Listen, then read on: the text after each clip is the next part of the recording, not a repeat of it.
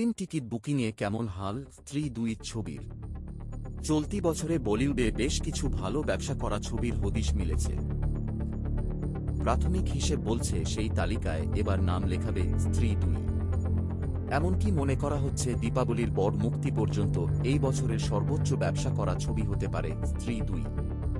প্রথম ছবি দর্শক ভালোবেসেছিলেন, সেই টানেই সিক্যুয়েলের দিকে নজর ছিল সকলের। সেই আশা আরও বাড়িয়েছে ছবির আকর্ষণীয় ট্রেলার এবং মোহময়ী গান। হরর কমেডির যে ভয় এবং মজা প্রয়োজন তা ট্রেলার দেখে মনে করা হচ্ছে যে ছবিতেও ভরপুর থাকবে। ফলে দর্শকের মধ্যে উত্তেজনা বাড়ছে। 2024 সালে বলিউডের সবচেয়ে ওপেনার হতে পারে বলে মত ট্রেড অ্যানালিস্টদের। অর্থাৎ এই বছরে মুক্তিপ্রাপ্ত বলিউড ছবিগুলির মধ্যে সবচেয়ে বেশি ব্যবসা করা ছবি হয়ে উঠতে পারে এটি। যা সত্যি হলে স্ত্রী দুই পিছনে ফেলবে ফাইটার ও কল্কি 2898 এদিকেও।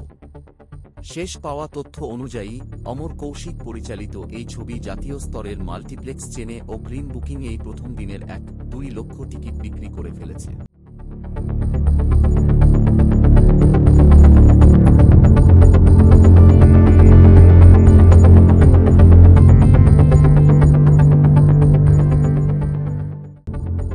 এর মধ্যে রয়েছে পিভিআর, আইনক্স, সিনেপোলিস। যে প্রবণতা দেখা যাচ্ছে তাতে এই তিনটি মাল্টিপ্লেক্স চেনে প্রথম দিনের টিকিট বিক্রির সংখ্যা পৌঁছতে পারে 3 লক্ষে। এই হিসেবের মধ্যে পেড প্রিভিউ ধরা নেই। যদি সেটা অন্তর্ভুক্ত করা হয় তাহলে মোট বিক্রি হওয়া টিকিটের পরিমাণ দাঁড়ায় 1.5 লক্ষে। খবর সূত্রের সমস্ত হিসেব করে ট্রেড অ্যানালিস্টের দাবি প্রথম দিনেই স্ত্রী দুই 3.0 থেকে 3.5 কোটি টাকার ব্যবসা করতে পারে, যার মধ্যে বিশেষ প্রিমিয়ারের হিসেব ধরা নেই। যদি এই ছবি মানুষের মনে স্থান করতে পারে তাহলে প্রথম দিনের আয়ের পরিমাণ 4.0 কোটিতেও পৌঁছতে পারে। এরপর রিপোর্ট বা রিভিউ যাই পাক না কেন এই ছবি দীর্ঘতম সপ্তাহান্তের সুবিধাও পাবে এই ছবি, ফলে ব্যবসা ভালোই করবে বলে আশা ট্রেড অ্যানালিস্টদের। প্রসঙ্গত 2018 সালে মুক্তি পায় স্ত্রী।